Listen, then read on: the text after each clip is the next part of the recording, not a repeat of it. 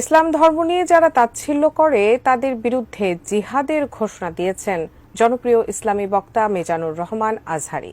আবহমান কাল থেকে আমরা মুসলিম, হিন্দু, বৌদ্ধ, খ্রিস্টান, পাহাড়ি, নৃগোষ্ঠী মিলেমিশে একাকার, আমরা সবাই মিলে বাংলাদেশ। যে সমস্ত অমুসলিম আমাদের ভূখণ্ড থেকে আমাদেরকে তাড়িয়ে দিতে চায়, যে সমস্ত অমুসলিম আমার ধর্ম নিয়ে তুচ্ছতাচ্ছিল্য করে চিল্লায় বলেন ঠিক কিনা, তারা আমাদের শত্রু। সাধারণ অমুসলিমরা আমার শত্রু নয়। এই যে হিন্দুরা থাকে এরা আমার ভাই, বৌদ্ধরা আমার ভাই, খ্রিস্টানরা আমার ভাই, ইহুদিরা আমার ভাই।